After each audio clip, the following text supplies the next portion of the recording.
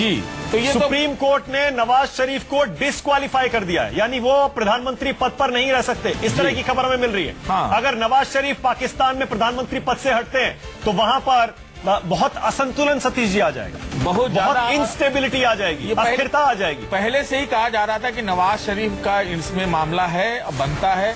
और दूसरी बात ये भी कहा कि तैयारी चल रही थी नवाज शरीफ की पार्टी की तरफ से कि जो पंजाब प्रांत में उनके भाई जो हैं मुख्यमंत्री हैं वो उनकी जगह लेंगे या एक और कोई नाम आ रहा था। हिंदुस्तान की सबसे ज्यादा पैनी नजर इस समय पाकिस्तान पर होगी, क्योंकि नवाज शरीफ अगर प्रधानमंत्री पद से हटते हैं तो वहां पर सत्ता के सारे समीकरण बिगड़ सकते हैं, अस्थिरता आ सकती है। ऐसे में भारत को बहुत पैनी नजर रखने की जरूरत, बहुत पैनी नजर रखनी पड़ेगी, क्योंकि जिस तरह से उसने प्रॉक्सी वार कर रखा है, टेररिस्टों को सहयोग देता है, चाइना के बलबूते पे देता है, तो जो अगर फौजी हुकूमत आ गई या फौजियों की ज्यादा चल पड़ी तो फौजियों की वजह से ये भारत के लिए सुरक्षा खतरा भी हो सकता है। इस पर ध्यान रखना होगा।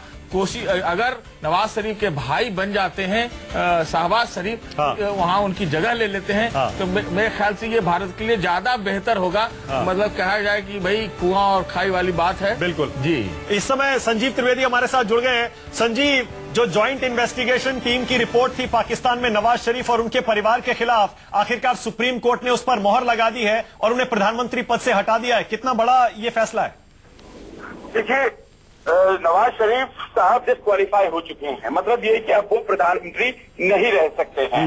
अब इसके अलावा इस फैसले में और क्या क्या हो सकता है, इस बात का इंतजार किया जा रहा है। लेकिन संभवतः अगर नवाज शरीफ डिस्क्वालीफाई हुए हैं तो उनका पूरा कुनबा, मतलब ये कि उनके बेटे और उनकी पॉलिटिकल यार मरियम नवाज, उनकी बेटी, वो सब डिस्क्वालीफाई होते हैं। और एक तरह से समझा ये जा रहा है कि नवाज शरीफ परिवार का इक्लिप्स होता है, यहाँ खात्मा होता है पाकिस्तान की राजनीति में, क्योंकि सबों को डिस्क्वालीफाई किया जाता है। इसके साथ ही आपको ये बताना चाहेंगे कि जो इंटीरियर मिनिस्टर थे उन्होंने भी कहा है कि मैं राजनीति इसके बाद छोड़ रहा हूं। कहने का मतलब ये कि पूरी राजनीति की दशा दिशा बदलती है और फौज काबिज हो जाता है। क्योंकि आप याद कीजिए, जो ज्वाइंट इन्वेस्टिगेशन टीम बनी थी उसमें फौज और खास तौर पे आईएसआई के लोग थे।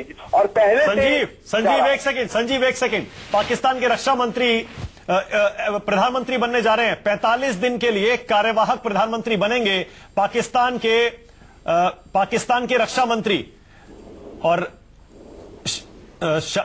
रक्षा मंत्री ख्वाजा आसिफ बनेंगे कार्यवाहक पीएम। इस समय यह खबर हमें मिल रही है। ख्वाजा आसिफ, जो कि पाकिस्तान के डिफेंस मिनिस्टर हैं, रक्षा मंत्री, वो 45 दिन के लिए कार्यवाहक पीएम बनेंगे। और उसके बाद कहा यह जा रहा है कि नवाज शरीफ के भाई शहबाज शरीफ प्रधानमंत्री बन सकते हैं। यह एक और खबर हमारे पास आ रही है। संजीव, कितना अहम होगा, क्या कोई बदलाव आएगा अगर नवाज शरीफ की जगह उनके भाई शहबाज शरीफ प्रधानमंत्री बनते हैं? देखिए, लड़ाई सिर्फ नवाज शरीफ की नहीं है, लड़ाई यहाँ पर लोकतंत्र और फौज की है। और ऐसे में अब वही तय होगी चीजें क्योंकि फौज तय करेगा। फौज का दबदबा इस फैसले के बाद बहुत ज्यादा बढ़ गया है। ज्वाइंट इन्वेस्टिगेशन टीम में जिसने नवाज शरीफ के खिलाफ वो रिपोर्ट की थी उसमें फौज के लोग थे और पहले ही से तय कर दिया गया था। तो कुल मिलाकर ऐसा लगता है कि अगर ये फैसला आ रहा है ख्वाजा आसिफ का, तो वो जाहिर है फौज के कहने से ही हो रहा है। अब इसके बाद क्या शहबाज शरीफ आ पाएंगे, ये भविष्य की बात है, क्योंकि आने को अभी भी शहबाज शरीफ आ सकते थे। वो पाकिस्तान पंजाब के मुख्यमंत्री हैं, लेकिन ऐसा नहीं हो पाया। पहले कहा जा रहा था यही सक्सेशन प्लान है, लेकिन ऐसा नहीं हो पाया है। ख्वाजा आसिफ आ गए हैं और मुझे लगता है कि ये मोहर फौज की तरफ से लगाई गई है। नवाज शरीफ और उनका कुनबा पूरी तरह से ध्वस्त है पाकिस्तान की राजनीति में, इस फैसले ने करार दे दिया है मानक।